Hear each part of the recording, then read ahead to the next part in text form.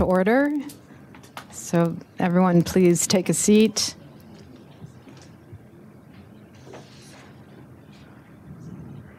Okay, we will skip the approval of the minutes because the lack of quorum.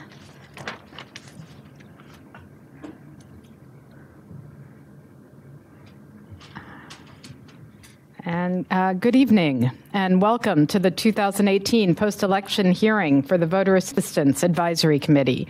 My name is Naomi Zauderer. I serve as chair of the committee and as a member of the New York City Campaign Finance Board, to which it reports. Before we get started tonight, I want to recognize that today is a national day of mourning for former President George H.W. Bush and honor the unifying vision he set forth for his fellow Americans as president. His message that all Americans, through service to our fellow citizens, should become like 1,000 points of light to illuminate the promise of our country is needed now more than ever.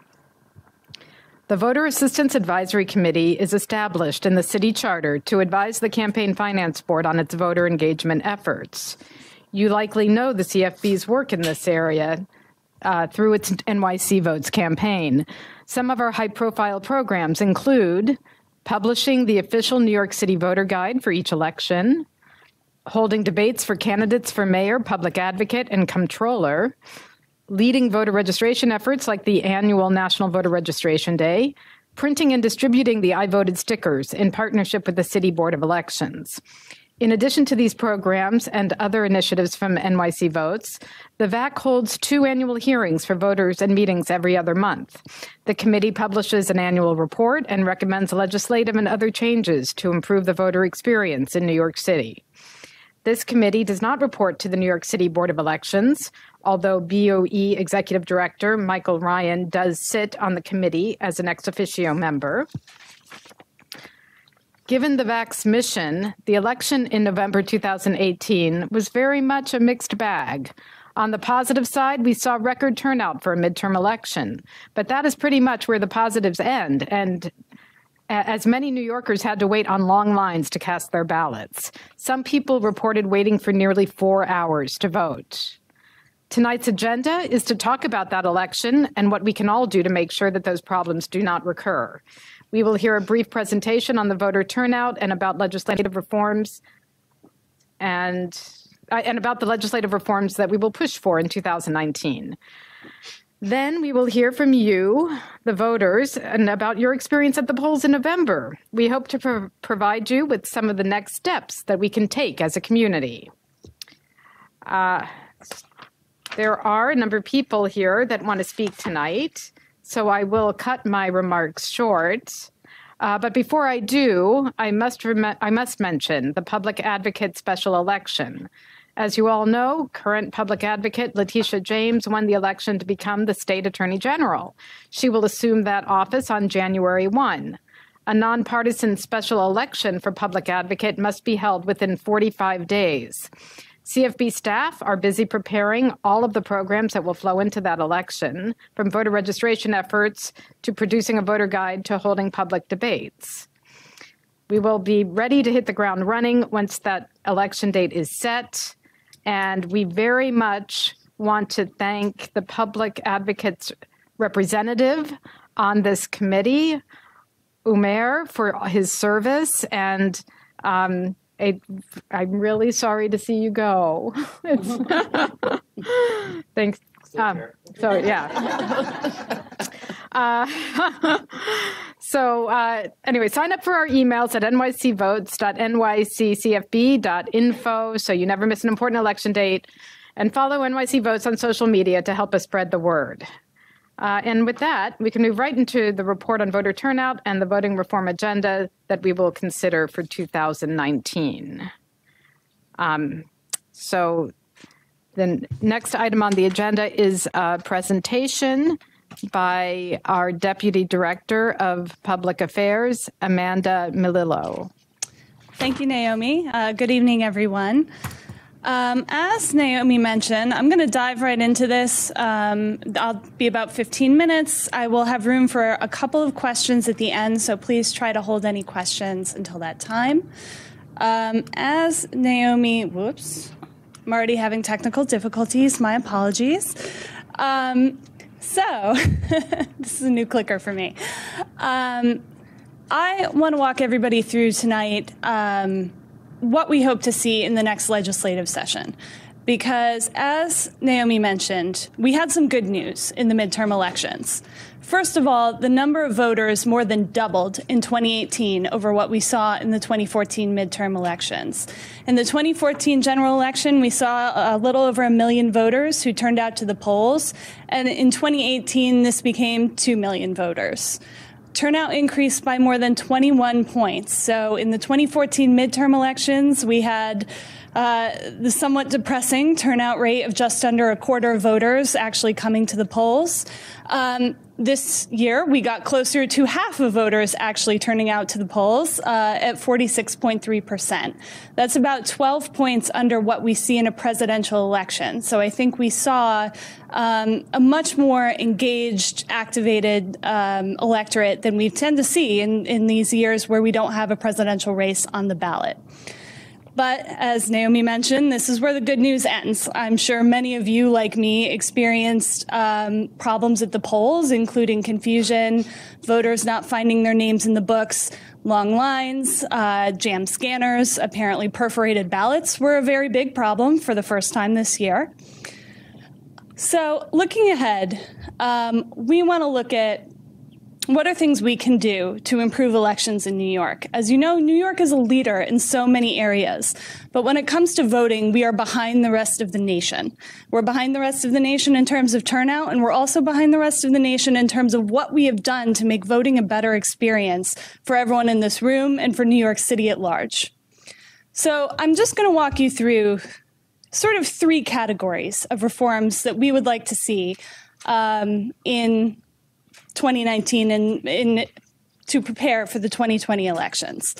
That first section is what I like to call easy wins. Now, no legislative accomplishments are ever really easy wins. But when I say this, it's because there are certain things we have in place where if we updated election law, we could see improvements pretty much overnight. And I'll walk you through what those are. There are certain things like the building blocks are already there and we just need to flip the switch. Then we have some things we need to see pass in 2019 to come online for the 2020 presidential election. In presidential elections, we tend to see closer to 60% turnout on election day. Given the energy we're seeing right now, that could go higher in 2020. I would not be surprised. So there are things we need to start putting into place now to make that presidential election year a much smoother voting experience than what we have seen in the past. And finally, I want to talk about 2 long-term reforms that we hear about from people a lot that we would like to see in New York. But these are things that will require a constitutional amendment and would take at least 3 years to even pass. But given how legislative sessions usually work, potentially longer. So I'm just going to walk you through some things that would create an immediate impact. Some of you may be aware, but at the end of last year, City Council passed a bill that requires us here at the Campaign Finance Board to build online voter registration.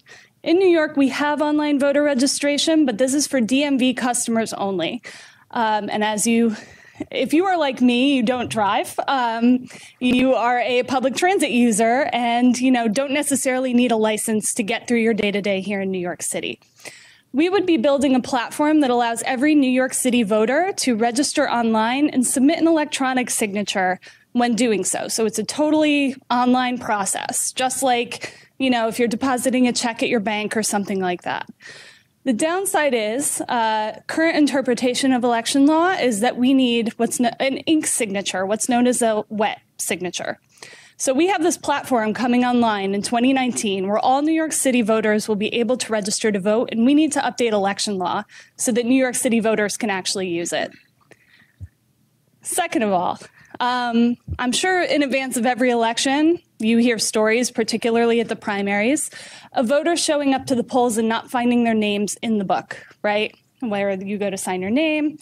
This is usually a problem because people's registrations become inactive and they're not printed in the poll books, or they go to the wrong table or the wrong polling location and then they can't be located. This is a problem we could easily solve with electronic poll books. The New York City Board of Elections has been pretty proactive in terms of buying tablets that they say can serve as electronic poll books with some off-the-shelf software. So we could make that check-in process much more pleasant for everybody. Second of all, and this gets to the perforated ballot issue that we saw for the first time in the general election, we have been using the optical scan machines since 2010. And we are voting on ballots designed for the lever machines that we haven't been using in almost a decade. This requires a simple fix to election law to actually allow us to design our ballots for the machines we use today. This was our first year we used a 2-page ballot. Other states use multiple page ballots. Other states do not have a requirement that those ballots must be perforated, which we hear is a reason that the machines were jamming so much on election day. This is a really simple fix that is long overdue. Another common complaint that we hear, in New York City, polls are open from 6 a.m. to 9 p.m., which means poll workers need to arrive about half an hour before the polls open and stay at least a half an hour after they close, which means this is essentially a 16-hour workday minimum. And we hear that recruitment would probably be much better if we allowed voters or poll workers to split their shifts. So this would especially impact people who maybe want to volunteer but can't dedicate 16 hours to sitting at a poll site, particularly students we hear from all the time. And this is something advocates have pushed for years, and that the state legislature could easily put into election laws, something that's allowed. Then, some of you may have heard that earlier this year, Governor Cuomo issued an executive order. In New York, we're actually depressingly one of the better states when it comes to voting rights for parolees. Or people with felony convictions. So basically, if you have been released from prison on a felony conviction, if you have completed your time in prison and parole, you can register to vote, which puts us ahead of many states. However, we have seen how much confusion this causes with people on parole or if people are unsure of their status. Earlier this year, Governor Cuomo issued an executive order that would restore voting rights to people on parole through a conditional pardon. However, what we're still seeing in the field is, a lot of confusion around this issue. People aren't sure of their status. Early signs seem to indicate that even people who've received those conditional pardons have much lower registration rates than the population at large. We feel it would be a much cleaner policy to simply have automatic restoration upon release, and then you could make registration part of that process. You could get the information into hands of people at the time of their release. And then finally, to get our young voters involved at an earlier age, we support allowing pre-registration for 16 and 17-year-olds. In New York, you can register to vote at age 17 as long as you are turning 18 by the end of that year. That means the technology is in place to allow people to register to vote before they turn 18 years old. A number of states have enacted pre-registration for 16 and 17-year-olds, and so far have seen pretty positive results in terms of increased voter turnout rates for young people who do pre-register.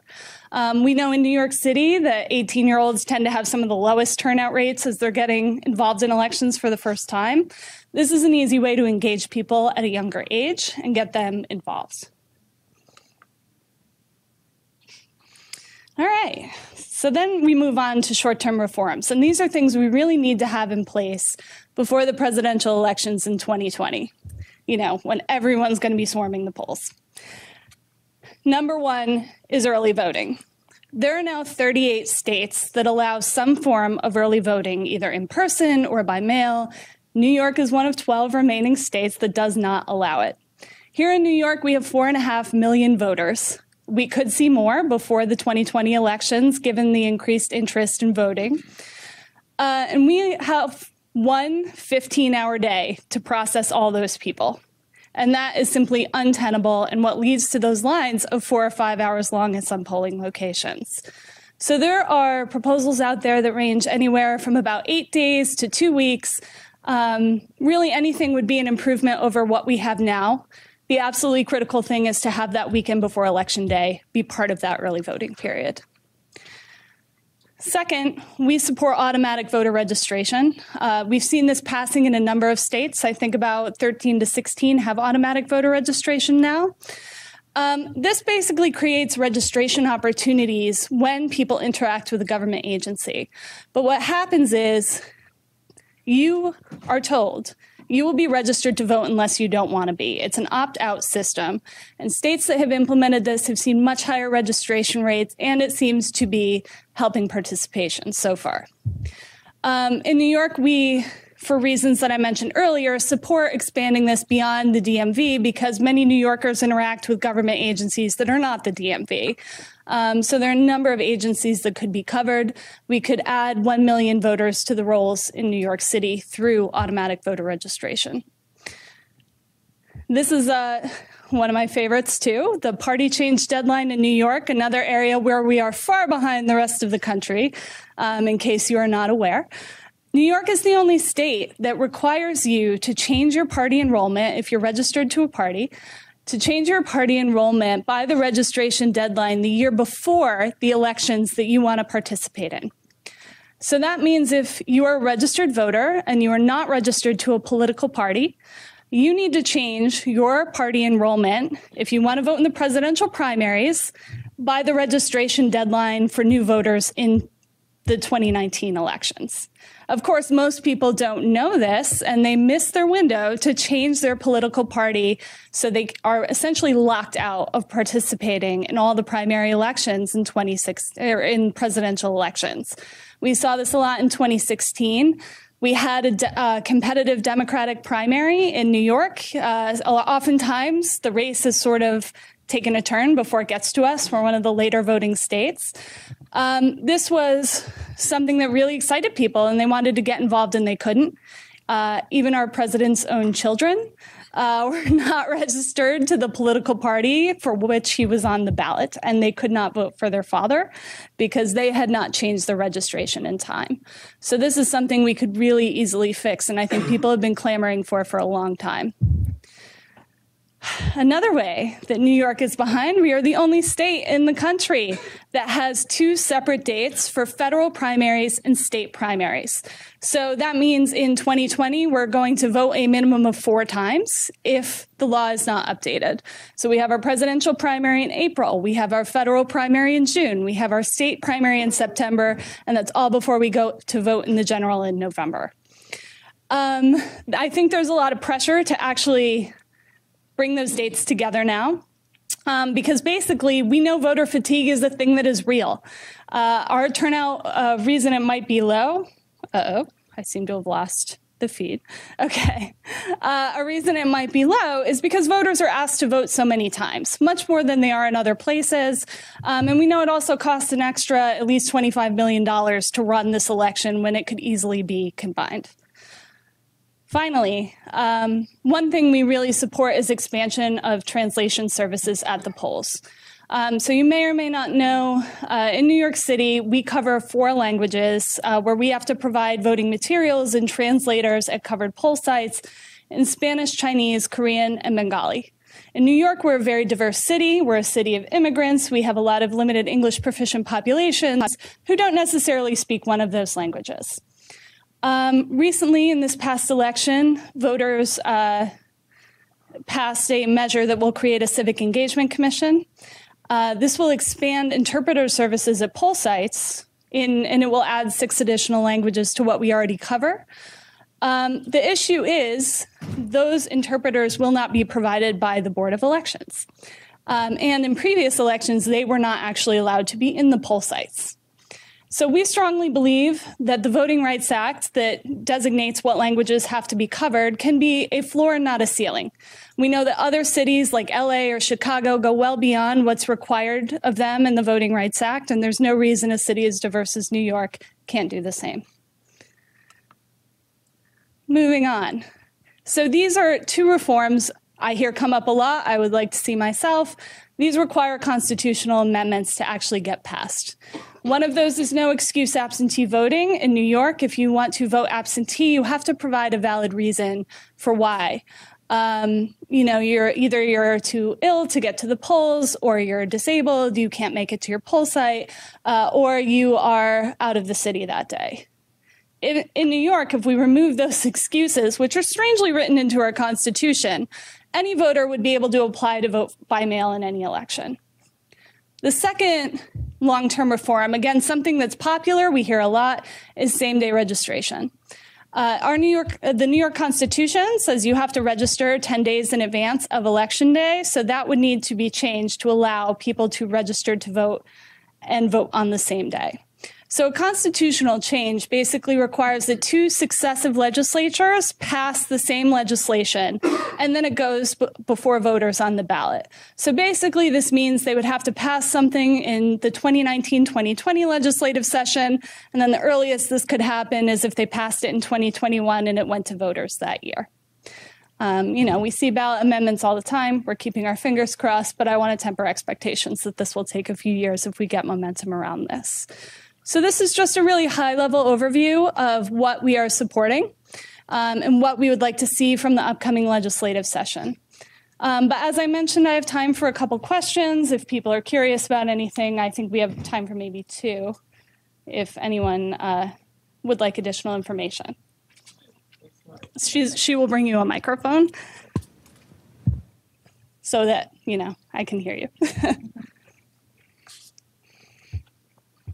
Thanks very much for this hearing. This is very illuminating. How's Board of Elections using new technologies to improve voting, decentralization, things like that? I mean, that's a great question. And I know that they do have some technological projects under development right now. That are things that were meant to be unveiled by now, but one thing you can't always account for is like special elections coming up that you then have to respond to and actually run those elections. I think over the past couple of years, the Board of Elections has been a little bit more proactive about using technology. One of the ways they've done that primarily is through the use of tablet devices at poll sites.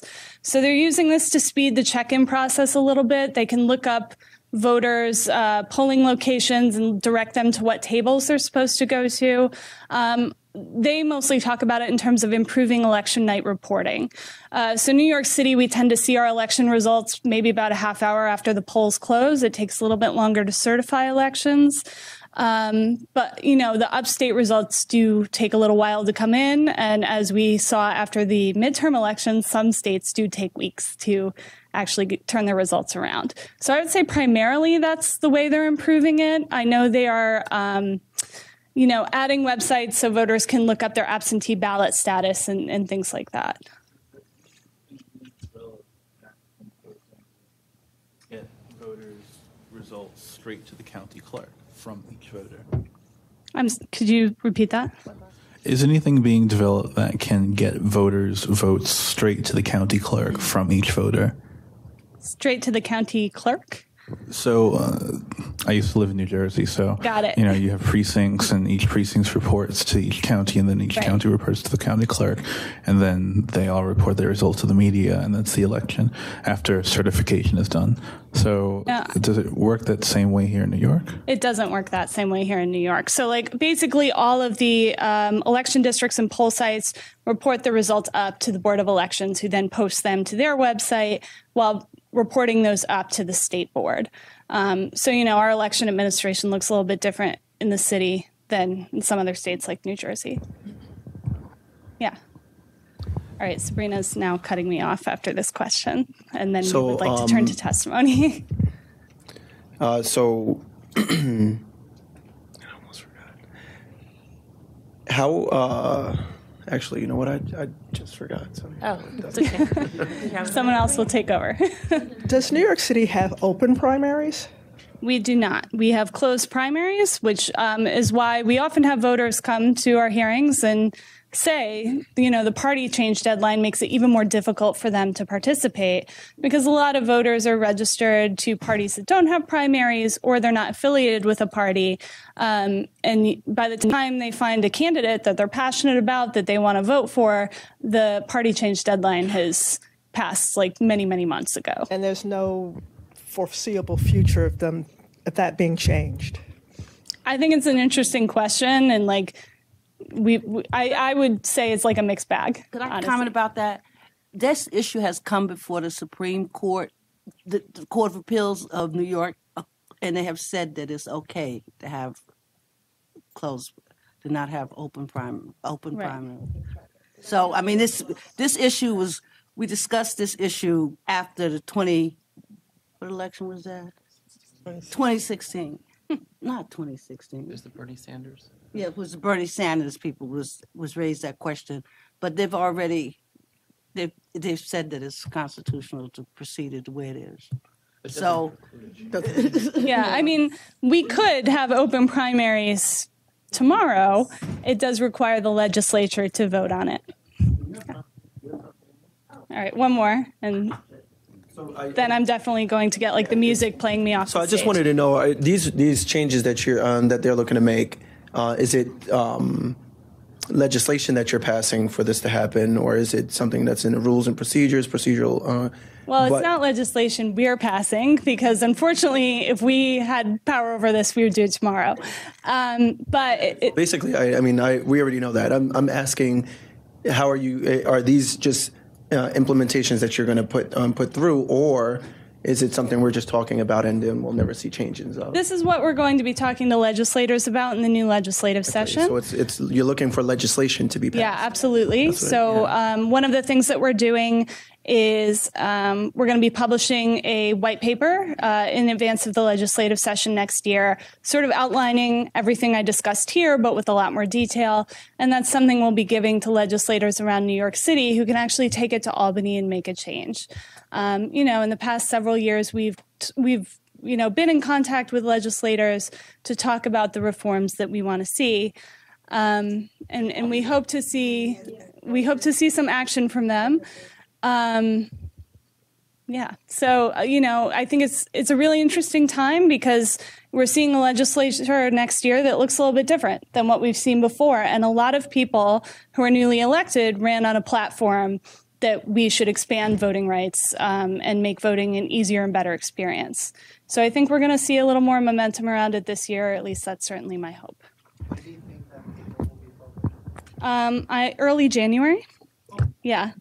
And for anyone else who has questions, I will be here afterwards, and I'm happy to chat with you all. So thank you very much. One thing, I'll just encourage. I would just encourage everyone that as you're testifying to please make sure if there are things that you want us to consider as part of that legislative reform, that you're very direct with it. Thanks. Do we have any comments from the committee? So we're going to start the public testimony. And so what I'm going to ask people to do, I'm going to read names of 4 people to come and sit here, sit where Matthew is sitting right now, wave to you.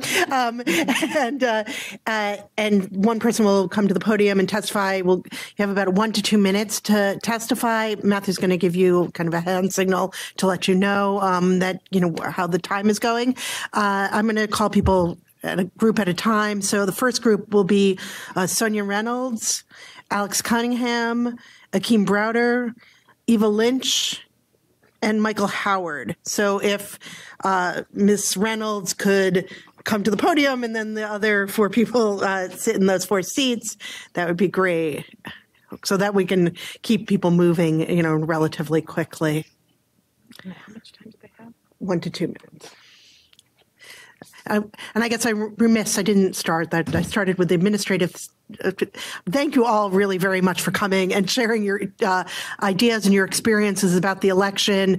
We're really eager to have this help inform the legislative recommendations we're going to bring to the state legislature. So thank you all very much for taking your time out to do this. If the green light is on, it should, okay. Now it is. Yes. Okay. Hey, I'm the data director for the New York State Civic Engagement Table. I've been before the board before, but with a participatory budgeting hat on. So pretend I'm like a separate person. The Civic Engagement Table does outreach or helps organizations do outreach to to people around the elections. We coordinate the grassroots organizing of over 60 partners across the city and state. So my numbers are a mix of both the city and state, so I apologize that they're not like separated. We did 1,004,000 like pieces of outreach to voters, so it's like a really massive scale. 200,000 of those contacts were at the doors or on the phones, but 800,000 of those were text messages.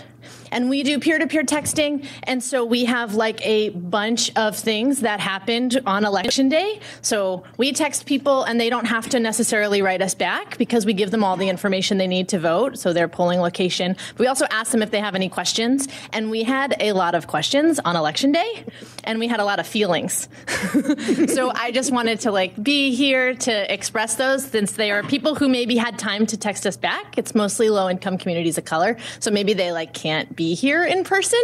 So I want to just tell you some of the things that they told us. 1,500 people responded to us on election day, which is an astronomical response compared to usually. 48% of them told us they had an issue with their voting machine, which I know we've talked about a lot, but I did want to lift that up. A number of people told us that the elevators were broken and that they have accessibility issues, and people told us that their polling location was not open at 6 a.m. Or not, that people weren't ready to take in voters at 6 a.m. I think the biggest thing that resonated for me was that people told us that these problems deteriorated their faith in the electoral system and the process in general, including, I'll quote, "I ended up doing an emergency ballot. What did I wake up in Georgia?" You get sassy when you're just like on your phone, so we get a lot of interesting responses. But most of them were really detailed. Like at 3:30 p.m. at PS9 in Brooklyn, all 4 machines were down, and they asked us to use emergency ballots.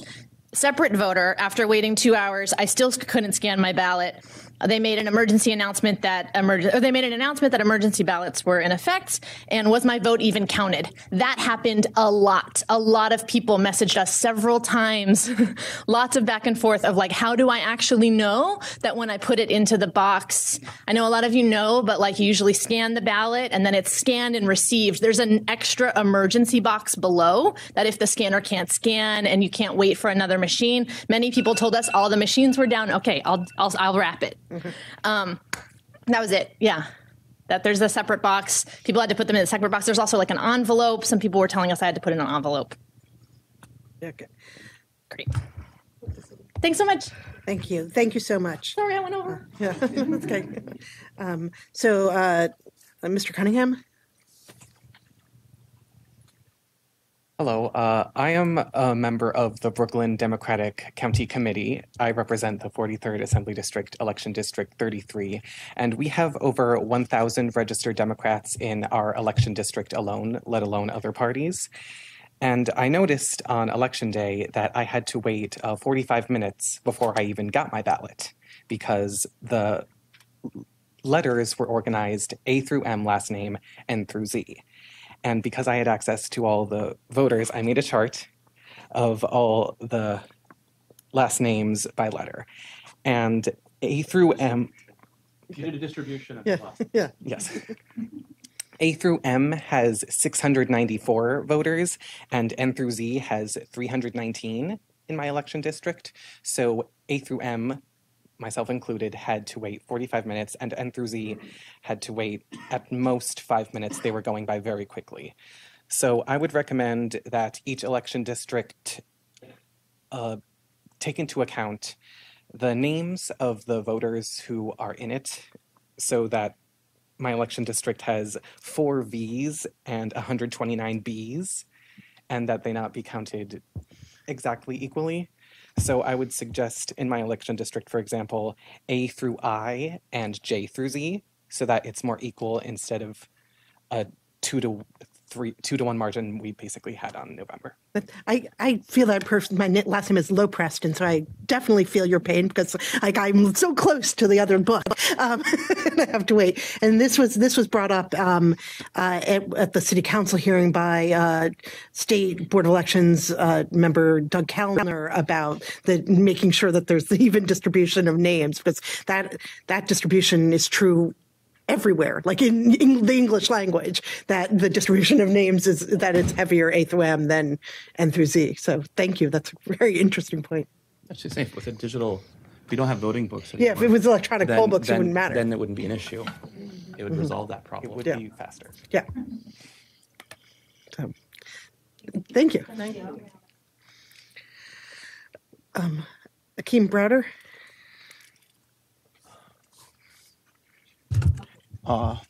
Ready? Hi, everyone. Good evening. Let me make sure I have my notes ready. So, my name is Akeem Browder. I ran for mayor last year in 2017 for New York, and I now represent the Kali Browder Foundation when it comes to civic engagement and mental health. The mix between these two is staggeringly, if that's a word, devastating in our community, where in these elections we did a survey scan in our communities of color to find out certain questions like what are they looking for in a voting process, just educationally, just to get the communities of color to come out and vote more, and doing typical Likert surveys to see what the communities are expecting in a voting process. In that, we find a lot of answers typically are on what they can get out of it and not what they're just expected to do, which is just vote. So this means educationally they're not being up to speed with not just the voting process, but on that one time a year or once every 4 years, but also throughout the year on how they can be more civically engaged. And so they're not feeling adequately educated, as well as the open, what we have here, open, early, and automatic honesty. When it comes to their votes, they feel like they're not being counted or even accepted, meaning if we had everything open and what they want to term as honest, it would look more like when our votes are being brought in. So say for like my election alone, I had the same issue where I felt the communities were not represented proportionately when it came to votes. My reason for this being is with the handbooks, the voter handbooks that was supposed to be distributed to every community, certain communities of color were not getting those books. Yeah, you might print it and you have the statistics to prove it. However, are they getting to the communities? May not be. Actually, some of the, which I should have brought a picture, but basically some of the communities had their stacks of books placed in front of the project buildings or in the inside in the lobbies and not distributed to the apartments. And so that's one of the issues. But another issue is I ran for mayor, and even when it came to having your platform displayed, mine was not even, my picture wasn't even there. So how could I be represented as a candidate for mayor if my picture's not there and my platform wasn't represented? So those are just a few issues, and I really urgently suggest that open, early, and honest, giving the public all the information of where their vote, not just where they can vote, but when the votes come in, and just in more than one platform. Excuse me. Thank you. Thank you. So before we have the next person, can I get the next three people? Matthew Schmidt, Charlotte Perry, and Roxanne Vlay. I'm sorry if I mispronounced your name, to just come up and join us. And then if Miss Lynch could come to the podium. Hello, everyone. First of all, I just want to thank New York City Votes for allowing us to be a part of this. Myself and my colleague Juanita James, this was our first time doing this at our office, which is the New York City Department of Environmental Protection. It was a great experience for us. Just a few things. We find that it's very difficult sometimes getting people to vote. People are afraid that it may affect their income. I'm a little nervous, so excuse me. That it may. We got a lot of voters, but I just find it was an issue every day when we were down there 2 or 3 days a week, getting people to register. Again, they're afraid that either they're on parole or it may affect their income. So I was just trying to figure out what we can do, how we can relay. No matter what you said, they were still, no, I'll bring it back. What we can do differently to get them, to let them know that it's not going to affect your income. Also, I was away doing the voting for New York City, and I went to do an absentee vote. And then when the young lady spoke about the absentee vote, I find that they have no proof or anything, whether you're going away or you're sick or ill. I was able to walk right in and to do what I had to do, with the other 100 of people saying that they were either going away or they just wanted to do an absentee vote. So I want a little more information on that. Again, it was a great experience. I thank you guys, and I look forward to the upcoming elections, okay? Thank you. Thank you very much. Mr. Howard?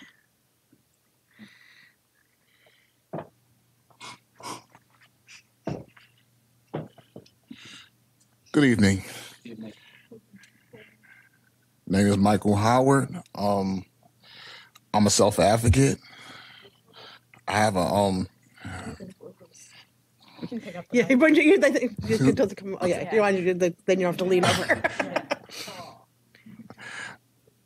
All right. What I'm about to say is, I noticed for a long time that, I noticed for a long time that the system has been rigged, and I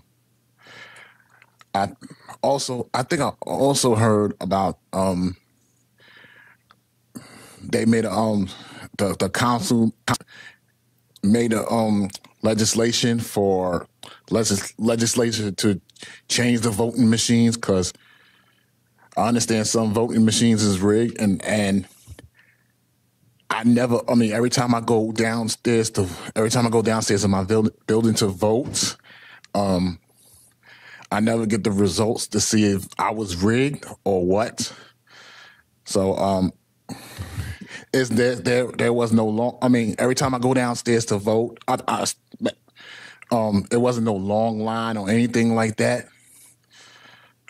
Because, whenever I go downstairs to vote, and see if the line is not long,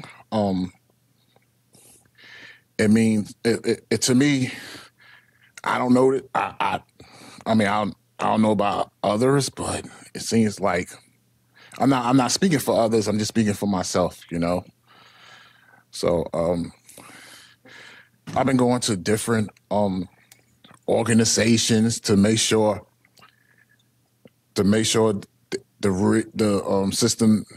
system be unrigged, and make sure the transit system keeps going and be more accessible, because I've been going to these transit town hall meetings, and plus I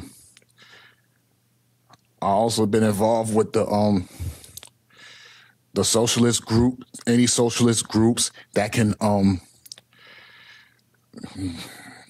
up with Medicare for all, Green New Deal, Social Security expansion, renewable energy, and plus make sure it's best to get money out of politics. Not just here in New York, all over the United States. You know what I mean? And I just want to say rest in peace to the late George H.W. Bush. If it wasn't for him, he would never come out with a ADA, which stands for America with Disability Act. I just want to thank him on that part.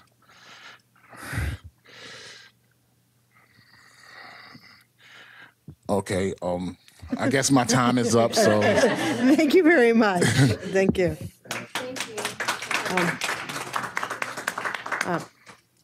Mr. Schmidt?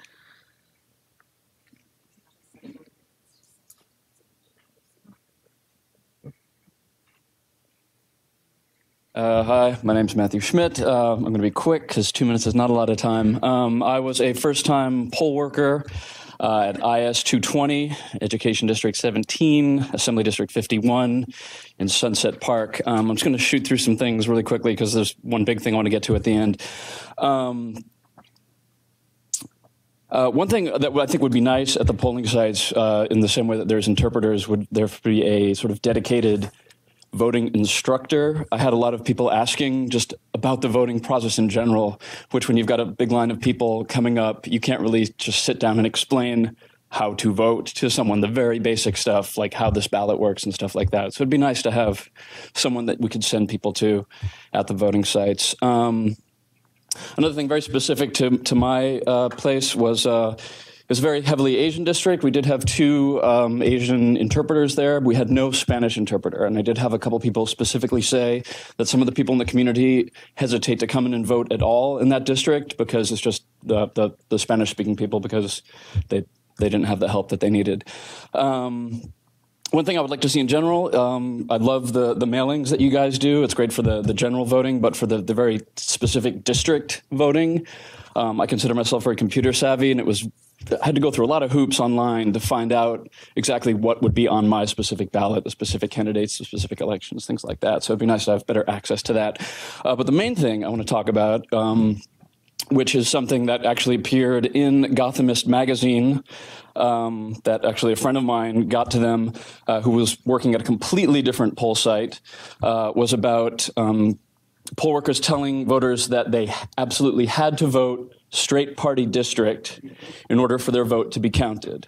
After this story came out, and I'll let you know so you can record it, it was called Williamsburg Voters Were Allegedly Told Ballots Wouldn't Count Unless They Voted Straight Party. It was written by Claire Lampin on November 7th in Gothamist. My experience is that this was not a partisan thing. It was not a devious thing. It was some very serious misinformation that has somehow gone viral in the voting education that happens for the poll workers. The woman I was working with said this exact thing to somebody and said that she's been doing this for like 20 years. So, and then also once this article came out, a lot of people commented and posted that they were also poll workers or they were voters, saw the exact same information all across the city being related, that people had to vote straight party on the ticket. Literally I had someone say, you have to go straight down the line. You can't jump from row to row or your ballot will be invalid. And this is somehow viral misinformation that has been created that should be addressed. I have some theories about what may have started this, which is another topic that I think the New York ballot, 20 more seconds, the New York ballot is a little bit confusing. Just the look of it, the layout of it, unless you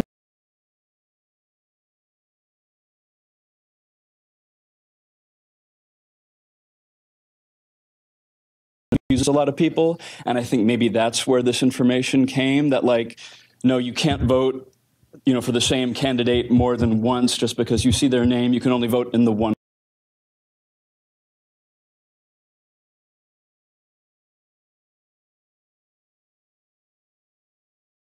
party on the entire ticket, which obviously is absolutely false. I had to explain that to several people I was working with, that it's absolutely false. So this is something that seems to be spread throughout the city, throughout the state maybe, but a lot of people were talking about it. So this is something that definitely should be addressed and changed. While we still have fusion voting, it should be, which is that people can run on more than one party line in an election. Yeah. That's part of the ballot design that we were talking about earlier. Mm-hmm. I think it's, critical importance because that is very confusing that your people appear on more than one line. Yeah, I think that may have been the initial thing that started it, but the fact that this is information that's being delivered to poll workers and poll workers have this in their head, that's what they have to tell the voters, that's something that really should be addressed for the next election. Thank you. Thank you. Ms. Perry? Hi, my name is Charlotte Perry. I live in District 21 in Flatbush in Brooklyn, and I just wanted to come today to share what my experience was with voting. So I've lived in my neighborhood in the exact same apartment for the last 2 years. I voted in 2016 without any issue. I voted in the primary without any issue. I didn't think that I had to check my voter registration before I voted in the midterm election, but maybe I should have, because when I showed up at the polling place, my name was not on the voter rolls. I had to fill out an affidavit ballot. There was no real information as to why I may have been removed from the voter rolls, if I was inactive, or, I checked afterwards, like a few weeks later, and I was registered as an active voter, but that could have been because I was re-registered at the affidavit. So I just have a lot of questions as to why I was not on the voter roll when I was a registered active voter. And also, when I submitted my affidavit ballot, it really wasn't clear to me how to figure out if my vote actually counted. And that to me was really disheartening when I was really excited to vote. So I haven't received any notice that my vote wasn't counted, which my understanding is I would have if for some reason I wasn't actually registered properly to vote when I did in my party in my district. But to be perfectly frank, I don't have a ton of confidence that that means that my vote actually was counted. So I think that a lot of the proposals that were recommended today, in particular, electronic voting rolls, and in some, it's really, really frustrating when I have no answers as to why this could have happened when I did everything right. So that was all I wanted to say, and thank you very much for your time. Yes. Did you, on election day, did the poll work or anyone else go online and look up to see where you were registered or whether or not you were registered? No, they saw that I wasn't in the voter rolls, and so they gave me an affidavit ballot, and I filled that out. So, polling locations also have tablets, and they're supposed to be able to look people up. And you can also, if you just on your phone go to the Board of Elections website, you can look your own status up. Just for future reference. I appreciate that. It would have been really nice if someone had given me that information on election day. Yeah. Thank you. And can I just ask you a question? Because something I know that you're exactly right, though, that you're supposed to get a notice if your affidavit ballot is not counted. Perhaps that's some idea that they should flip that. Yes. That it's like, you get a notice no matter what. Yes, you're counted. No, you're not counted, right. Because and the reason idea. Why, yes. Because then you would have the confidence that you were counted if you had to vote by affidavit.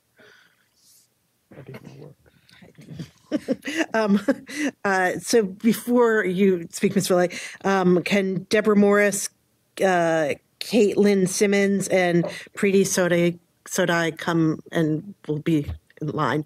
But Ms. Villay, if you can. Roxanne, right? Yes. Hi, my name is Roxanne Delgado. I'm a prime voter, and go ahead, but I have a different name. Roxanne, so right? Go ahead. Please start talking. Well, I was like, hi, how are you? I didn't prepare anything, but my name is Roxanne Delgado. I'm a prime voter who resides in the Bronx. Huh? I'm sorry, what? No, that's fine. I'm sorry. We'll figure out the confusion later. Go ahead and talk. And I'm in the 80-45. I didn't have any particular issues with my poll site, but I feel like I'm being Roxanne Delgado. No. All right. Go ahead. You keep giving me these looks. So I'm like wondering. Let me. And I didn't have any particular problem with my poll site, but regarding the ballot itself, it was quite confusing because of fusion voting. Because there's too many parties, less choices. It takes up prime real estate space on the ballot, and it confuses voters. And I know for a fact that on the scanner, if you choose two different people for the same office, it will reject the ballot. But I'm not sure if you choose the same person under two different parties for the same office, if it does reject it. Because there's been different responses from people who have told me that they chose they chose someone for the same office but different parties, and their ballot was not rejected. I cannot say for my own personal, because I know how to choose one circle per each office. Also, when I dumped the transaction history from the Board of Election, and I'm an accountant, so I know Excel, and I do the total count, it doesn't match with the counts that have on the official results. So let's say when I dump the transaction history and then the total vote for that ED is 50, and it counts the affidavits and ballots, absentee ballots. It doesn't match with the total vote for that ED on the Board of Election total count. So that needs to be looked at. And my understanding is per the Bronx, when they enter the transaction history for each voter on election day, they do it manually. Because I got to the board, they actually type for each, go to your name, type that you voted in the general election. But I thought that you would use the scanner to scan each of the, to show that they voted. So I think it's manual human error. This is why the transaction history doesn't match with the total count of the official results. Mm-hmm. That needs to be looked at.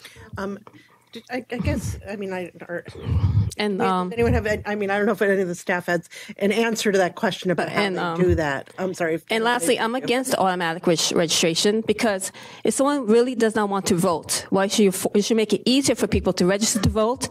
But some people, for political belief or religious belief, actually choose not to vote. So, yeah, register not to vote. So why put them in a registration role if they choose not to vote? Why don't you just make it easier? Because that actually infringes on people's choice. I know they don't have to vote, but why put them in the registration? It just encumbers the data.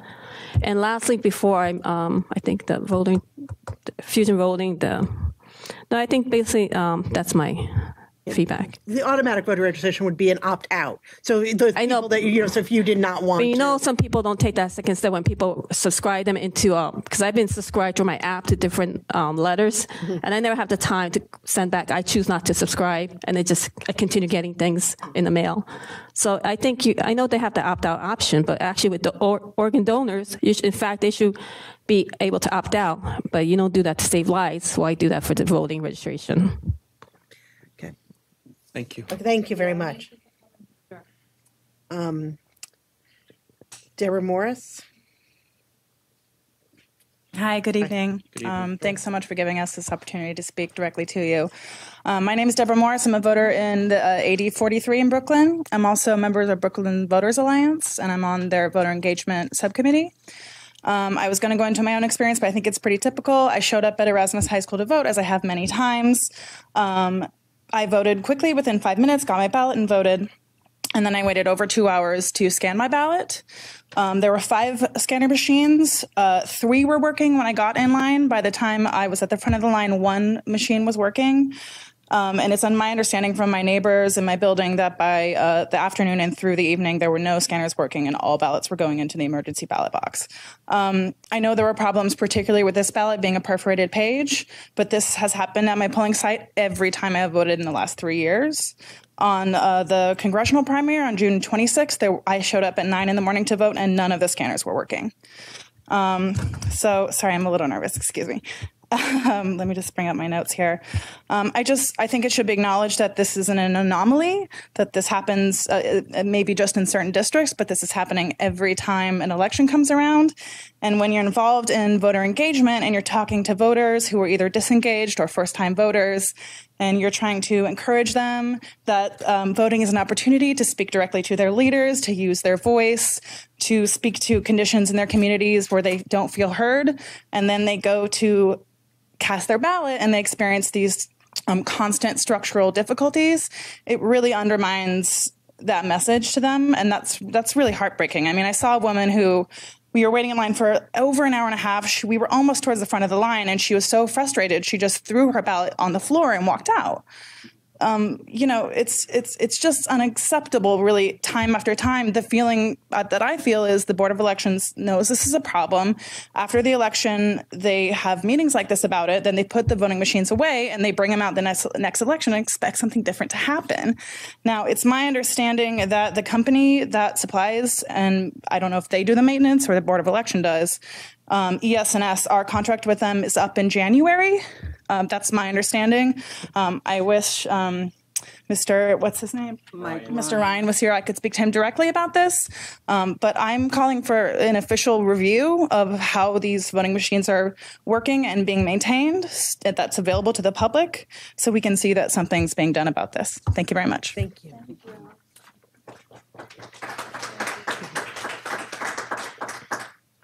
Before Ms. Simmons speaks, could we have, can I have Martine Edmond and Dustin Joyce and Diana Finch join our group up here? And Ms. Simmons, if you could come to the podium. Good evening. I'm Caitlin Simmons. I am representing the Administration for Children's Services. I am the Chief of Staff for the Division of Administration. I just kind of want to share some experiences that we've had on the programming side of things. So being a child-focused agency, we are trying very hard to ensure that we're strengthening voter faith and integrity in the voting system that's necessary to not only draw out the older voters who've lost faith in the system, but also re-engage or engage the youth that we are a population of our agency to engage them and encourage them to want to either register or to go out to vote if they are registered. So some of the things that we're doing to encourage that is we are holding borough-wide and usually week-long at a time, voter registration drives, not only for our client population, but also for our youth population. So in our portfolio, there are 2 secure juvenile detention facilities. With the new law, we are trying to figure out how to comply with being able to advocate to bring voting into the folks who are finishing their sentences, they're coming out, how do we engage them to vote? One of the other things that we've talked to the Campaign Finance Board about and are actively collaborating with is to engage our aging out groups. So we have groups that are in foster care, and when they are aging out of the system, there is kind of a quote-unquote graduation where we teach them how to manage their finances, how to pay bills, what it is to be responsible in an adult, and in that session, we also will encourage them, are you registered to vote? Here are your responsibilities. We have a agency of over 7,000 employees. More than half of those are child protective specialists that go out to the community. We have also provided them, our frontline staff, with training so that they're able to assist with any general questions that our client base may have when they're out in the community. All of our office managers, where all of our physical forms are located, are also trained so that they're able to answer general questions. We also make it very clear that registering to vote is an option and it is not required for any of our services. So we appreciate the continued collaboration with the Campaign Finance Board and the Board of Election and are willing to do what we can to ensure that we bring about a positive start of a voting experience for our youth and maybe a positive re-engagement for people that have been disengaged thus far. Thank you. Thank you.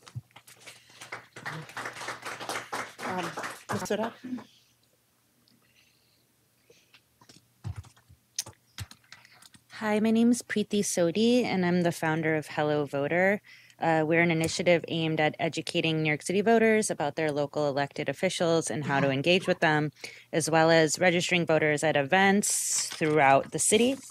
I started Hello Voter on election night 2016. I had left the Javits Center and walked home to the East Village and sat on my stoop. And I wrote a Facebook post about how, I'm an urban planner. I've worked with city government. I've worked with community boards. I'm really engaged locally. And how my friends really relied on me as a source of information, but that I couldn't vote for them, right? I could provide information for them, but I couldn't vote for them. One person, one vote. And so out of that frustration, I created Hello Voter as a mechanism to engage people to vote locally. Over the past 2 years, I have met a lot of people and helped them become more engaged. Hello Voter emphasizes that politics is local, meaning that they should make sure that their voter registration is up to date. We also encourage them to vote in local primaries where many local races are decided. The fact that the procedures to update your voter registration are so archaic and cumbersome, it's a real hindrance to people participating at the local level. So essentially, Hello Voter was formed to engage people to vote locally, but the first piece of that is to make sure that they're registered. And that is such a hurdle that I can't even really focus on the civics aspect or engaging people to participate because of that first piece. When Hello Voter started, my simple goal was to make sure that every voter I engaged knew who their local council member was, like low-hanging fruit, a small step. And that they followed them on social media so they can keep engaged with them. But such a roadblock exists when people haven't even voted in elections, as I said, because it's such a arduous process to make sure that you're registered.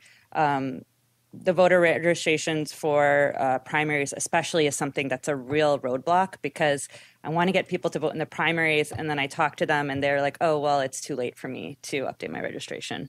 And then that kind of cuts them off from wanting to be more engaged. So why am I here today? I'm here to advocate for voter reform in New York State, including some of the things we've talked about, like automatic and same-day voter registration, early voting, no excuse absentee voting. New York State, as many of us know, lags in voter participation. How can we call ourselves a progressive state if we don't have reforms for voting? States notorious for voter suppression, such as Georgia, have early voting. I went on Rock the Vote's website, and you can look up your state, and they will brand a state either as a leader or a slacker or as a blocker as a voting state. And New York is labeled as a blocker, meaning that we have a majority of restrictions on our voting rights, including no vote by mail, closed primaries. So it's really quick.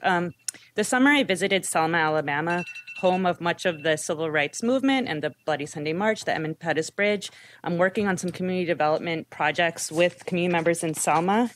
The inspiration for Hello Voter comes from that civil rights history, meaning that, you know, how can we really give reference to that history if we don't have engagement on the local level here?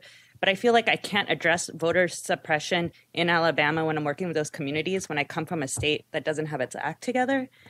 So for the rest of the month of December, while we're in between, you know, elections and the legislative term of 2019, I'm really trying to push the Vote Better New York petition that you all have put out. And I would really advocate for that to be pushed even further, because that's something easy for people to do. And I think people really, they want voting to be easier. And so once we do that, we can get people to be more engaged locally. Thank you. Thank you. So, Martine Edmond? No? She was as a maybe, and so maybe she decided not to. Ms. Finch, do you want to? Hi, my name's Diana Finch, and I've been a poll worker in the Bronx for over 10 years. I've never seen an election so marred by shortages and poor planning. The only things we had enough of on November 6th were ballots and voters. We didn't have enough training. The only notification poll workers had about the two-page ballot and how to handle it was a robocall from Executive Director Ryan Saturday morning before the election, advising us to view a video on the board's website, which was just a simple animation. We didn't have enough workers. A major flaw in the system is that while poll workers who pass the summer training test are sent a notice to work, there's no requirement to respond to say if we're going to come to work or not. So the Board of Elections does not really know how many workers they're going to have on election day. The 5 a.m. to 10 p.m. or later workday is already a strain, and to do it without enough staff is torture. Most of us, including our coordinator, did not take both our allotted 1-hour breaks, because doing so would have left an ED table with just one poll worker to serve a long line of voters. A lot's been said about the jamming scanners and the long waits for scanner repair techs, but what also made November 6th such a horror show were the astonishing, inexcusable shortcomings in every other area.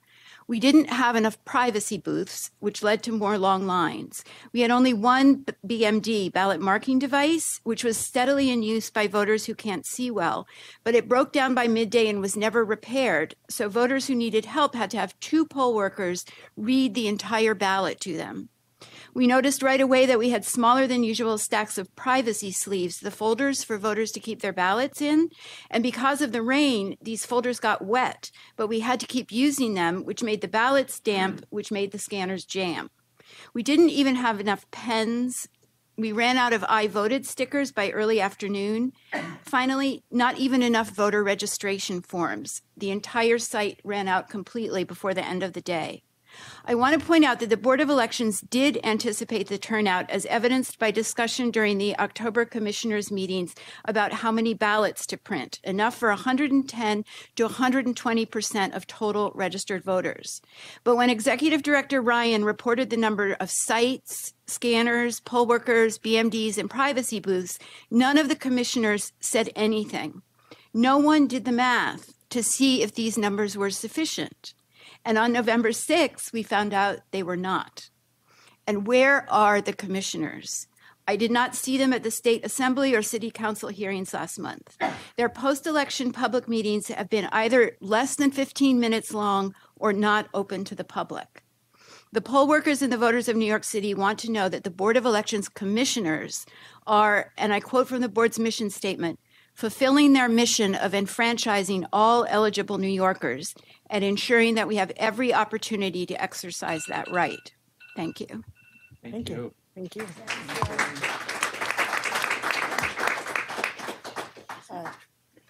Dustin Joyce. Hey, I'm Dustin Joyce. I'm a voter. I voted at PS 117 in Briarwood, Queens.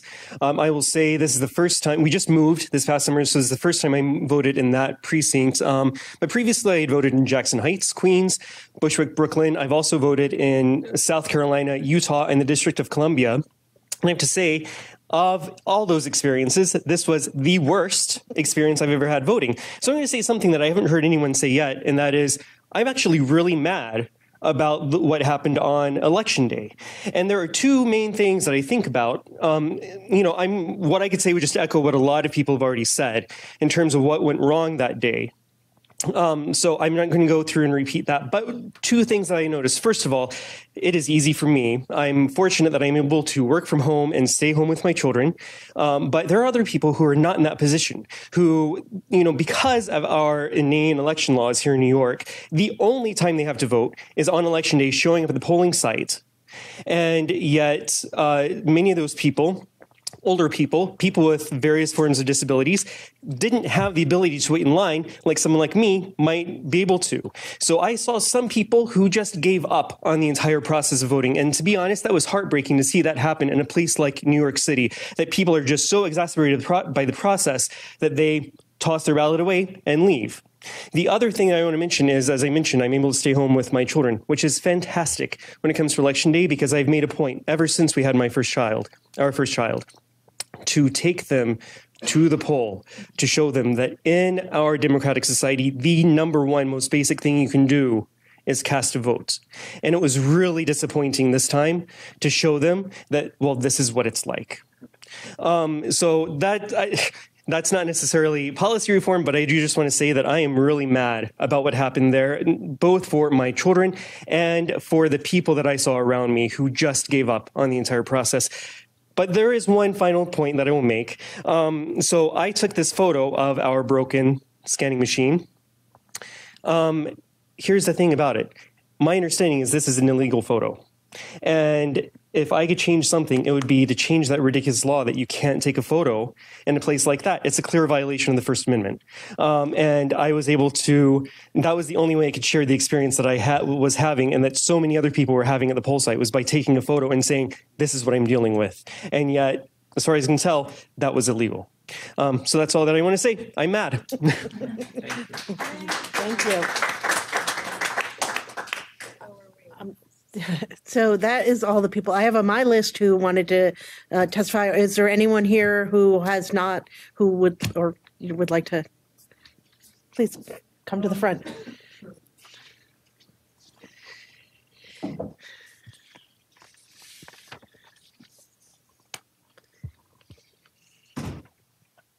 Sure. My name is John Mason. I was a poll worker at Bishop Ford running the scanners, and I've done it for a couple of years. I think as New Yorkers, we should be ashamed of what happened. It was horrible. A lot of people left. I mean, I could echo all the other stuff. It was clear by 9 o'clock in the morning, the scanners were jamming. I and several of us tried to convey that we needed to take the scanner, to actually take the ballot boxes out and refold them. It took until 2 o'clock in the afternoon. We almost went to emergency ballots because we were down to one scanner. When we finally had a Board of Elections worker, a police officer, the head of our precinct, and three of us, we had to pull one ballot box out at a time. They were all just jumbled in. I mean, there was no way it wasn't the scanners themselves. There's no paper path. It wasn't just the perforations. those machines were not designed for the length of the ballot or the volume. So all the ballots were just sticking up willy-nilly. So it took us probably 20 minutes each to take all of the ballots out, restack them, put them back in, and take half of them and put them in the auxiliary bags that the police officer had to stand on the rest of the day. Chain of custody. Exactly. So this took a huge long time. People were waiting an hour to vote. A lot of people left. This was a travesty. The machines were junk. It was, the Board of Elections was not prepared. We should be ashamed. We should really be ashamed. Also, I agree, there was no, I tried to find a sample ballot online. I looked everywhere, couldn't find it. I found ballots that had some approximation. Ballot is confusing. The graphics are terrible. If you could see them before, at least you'd have some warning, but, it was terrible. It was really, really awful. I spent the entire day apologizing to people. Thank you. Well, thank you. Thank you.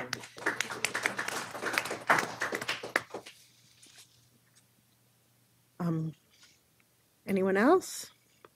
Sure. Sure. Is there any way we can find out how old the machines are in New York City? Yeah, I mean, they're the.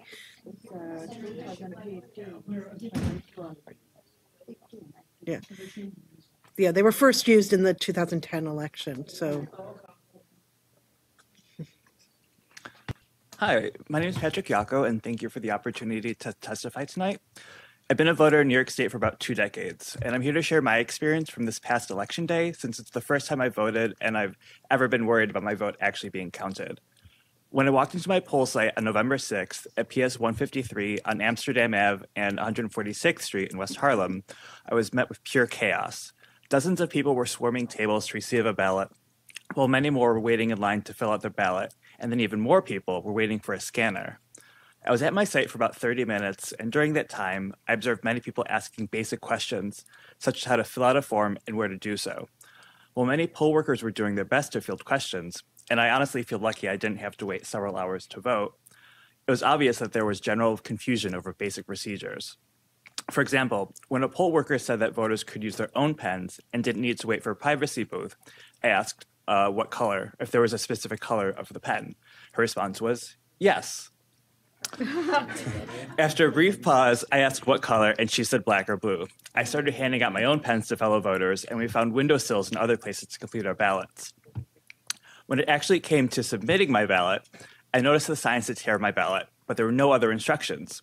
I consider myself an active voter, so I was surprised by this step.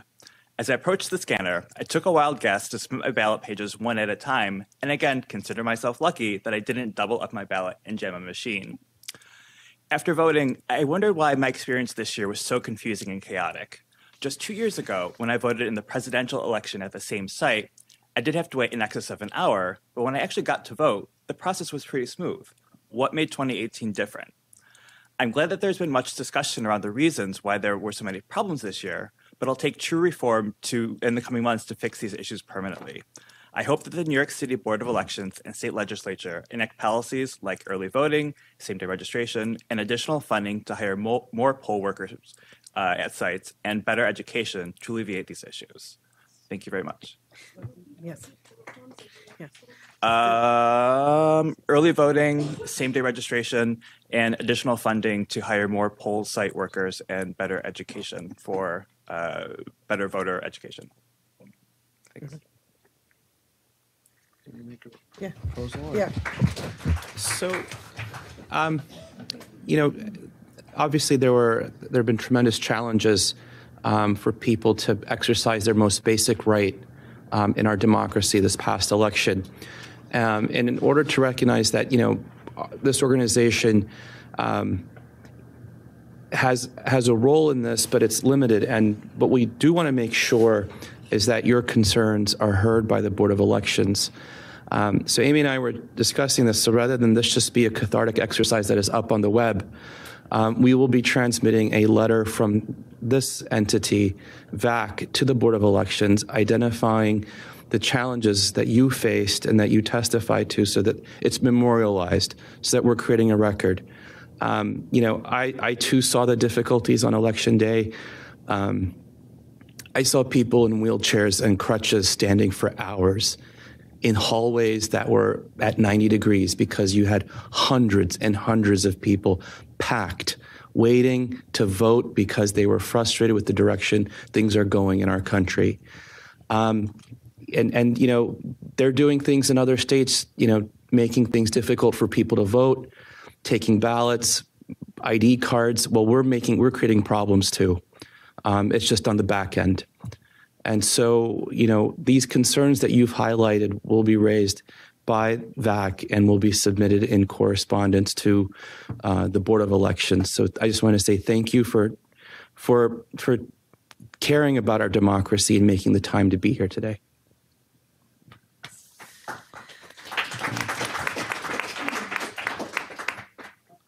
Sure.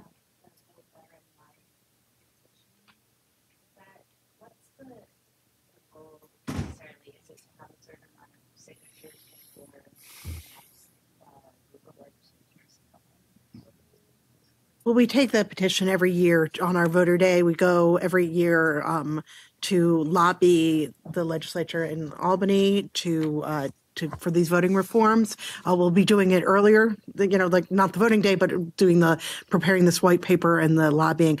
And that petition that you referenced, the Vote Better NY, which is a petition advocating for all of the reforms that we talked about in the beginning of the meeting, is brought as, evidence that, that you shouldn't ignore this. People really do care about their elections. They care about voting and they care about having the reforms. And that's something that legislators really, it's like, government agencies can tell them, but it's really important to have real people say, we want these kind of changes. We have been going in May, so we went last May, and the year before 5 years, right, Anita? Correct. Yeah, the date hasn't been set for this year, but we're going to do this white paper because there's a renewed interest in these kind of reforms in Albany. So to take advantage of the new legislative session, we'll be doing the white paper, not doing the voting day, but doing the white paper that shares those advocacy of those reforms and the reasons behind them. And we'll certainly include the response that we've gotten so far on that Vote Better NY.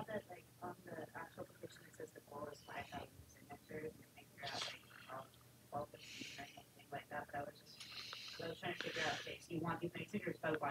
Because that kind of galvanizes people. Usually we bring them, but we'll update that goal because we have exceeded our goal. But so we want to yes. Well, you have 1,200. 12,000. Yes, 1,200. I'm sorry. Yeah, the wrong number. I was sorry. Okay. Yeah. Yeah. Mm-hmm. Thank you. Voting to the white paper, please. This committee we haven't talked about the idea of fusion voting, so we'd have to think about that. That hasn't been one of the reforms that we've advocated in the past.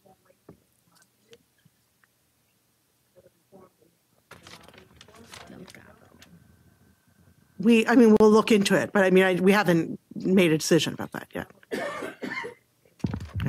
Thank you. Thank you for that. No, I understand what you're saying because that was one of the things that I asked for. The part of this is to hear what New York City wants as well. So this gives us an opportunity to go back and to research what you're talking about as well. Okay. Thank you. Yeah. Yeah. For sure.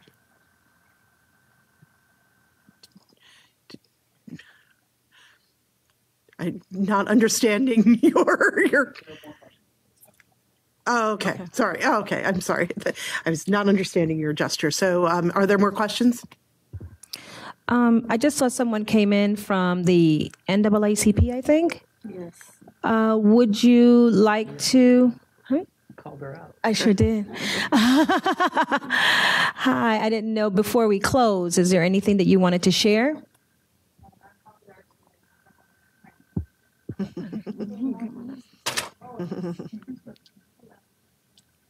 I'm not sure what was said already. I just wanted to go through what's last. I was a poll watcher.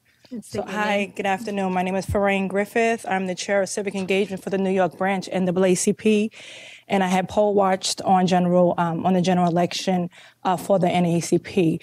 My findings at the polling site, which I stayed 5 hours there wasn't problems with the machines, but the staff, the poll workers themselves didn't know the duties that they were trained to do. And it was a lack of respect for the position of the poll watcher. It was very rude and disrespectful to me. It used to be my main polling site, but then they moved us, so it's not my polling site any longer. They didn't know the roles of what they were supposed to do as the ED table. They had the tables out of order instead of lowest to highest. The EDs, they had them out of order. So when people are used to just going to the first table, they would go to the first table and the name, of course, would not be in the book. So then they were giving them affidavit ballots. So as I was seeing that, I was commenting on that. And then there was a few incidents where the poll workers were also handling the ballots. The translators were handling the voters' ballots, and I was speaking to those issues. I spoke with the coordinator to those. That was at the YT Walker Senior Housing Complex in Harlem. And then there was another incident where it was voter suppression, and in my opinion, there was a woman, she owns a home in the neighborhood. She does collect bottles. Nonetheless, she is a homeowner and she is a prime voter. She doesn't look, upkept. And when she walked in, it was a whole big to-do about her coming. And she didn't smell fresh, but nonetheless, she's a prime voter. And no one wanted to assist her. Where they told her when she was asking questions about the back of the ballot, the proposals, they told her, don't worry about it. You don't have to answer those, just to get her out of the polling site. And they weren't telling people to turn the ballot over, telling the voters to turn the ballot over so that they would know about the proposals. I had to keep reminding the coordinator to tell the staff that. And they also, and I'm a former trainer, so for me, this was a big deal because I used to train the poll workers. And for me to know that they do the training, they get paid for the training, and then on the day of operation, they don't know anything that they learned in the training. And it falls back on the voters because they can't assist them properly. So that was what was going on in the polling sites that I was at. And again, I was there for 5 hours. I was at that one site for 5 hours. Again, there was no malfunction with those scanners at that particular site. I did keep reminding them that they were going to need to change them soon. But there was no issues with the machines breaking down. It was just a lack of concern for the voters, a lack of respect for the voting process, and yeah, that's my testimony. Thank you. Sorry. Oh, here's a question. Oh, that was the Wyatt in Harlem, the Wyatt T. Walker Senior Center. The address, I think, is 2177. 116th Street, right? It's right on the corner of 118th Street. Mm-hmm. Thank you. Yes, wait, because can you hold on 1 second? Just a question. About in the 1990s, I took the training to be a poll worker, not necessarily because I wanted to work as a poll worker, but to find out the process. And I have to say it was very enlightening because everything I was taught in that class does not happen at the polls. Everything, the procedure. I've been a registered voter since I was 18, and I've been voting since then. So when I was in my late 20s, early 30s, none of what the poll workers I got the training for happens at the polls. None of it, ever. Like he was saying about just go down the line, that's out of frustration because people put it everywhere. So they just go down the line. Because it's frustrating. So I think a lot of it has to do with you have to go back to how these people are trained. I remember years ago, one of the poll workers at my poll lives in my building. He's an alcoholic. And I could smell it on his breath that day. So I don't know. It's just, I'm glad I know what to do and what the proper procedure is. I knew I had to go. There was a second ballot. No one told me that. But I got that little form in the mail, so I knew. So I just had to self-educate myself and know what I have to do, because the poll workers, I don't know if they're frustrated or what. It's just, no. So maybe some retraining on what they have to do, and maybe some more oversight at the polls has to be done. Thank you. I will say the 2-hour wait that I had was helpful because you could tell people to make sure they turned over the ballot. So, a lot of people close to that end of that line were like, oh, I forgot to turn over the ballot. So that, maybe there was I'm not making light of it, but I mean, there was a small plus in the negative. Thank you all very much for coming. And again, we will be preparing a letter to share with the Board of Elections about the issues that you've raised tonight. Make sure that you sign up for our voter outreach through Nation Builder so that you can be a part of our updates about our voter day, about our reports, about all the work that we are doing. Sure. I know that, the city of New York now has a chief democracy officer. What does that person do? Or what's the role?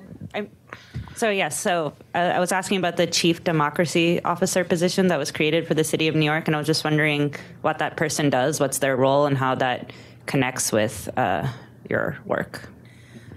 Well, the role of that person is to help improve democracy in New York City. And so, our staff has been working with the woman who is the Chief Democracy Officer. And, it's a relatively new position. So, there's a lot of room to define and our working relationship with that office. So I think that the goal, the overarching goal is the same goal that we have, is to, engage New Yorkers, improve the democratic process in New York City. I'm sorry.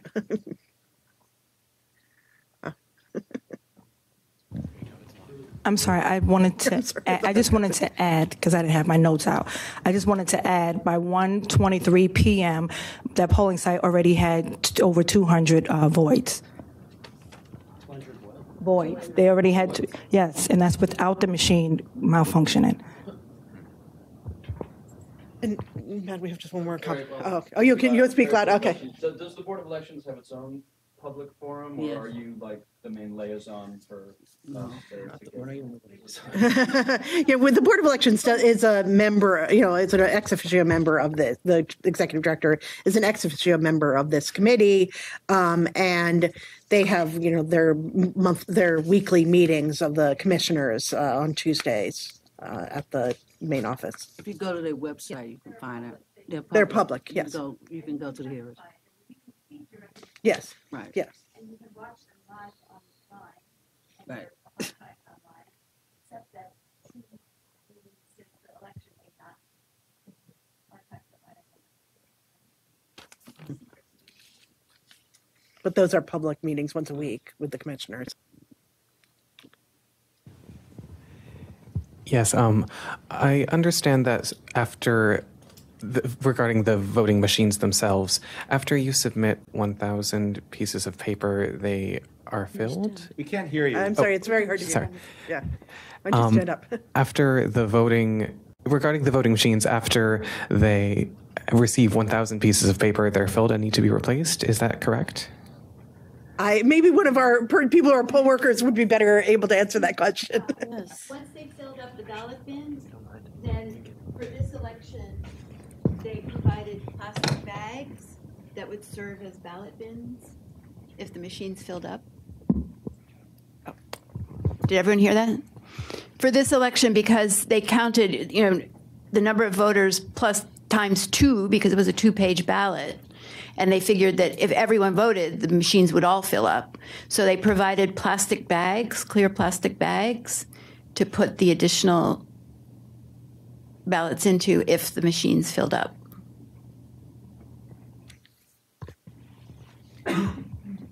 Okay. Well, again, thank you very much. Thank you for all for coming. Thank you. Happy holidays. Or did you? I just realized this. Did you want to say something? I'm sorry, I didn't.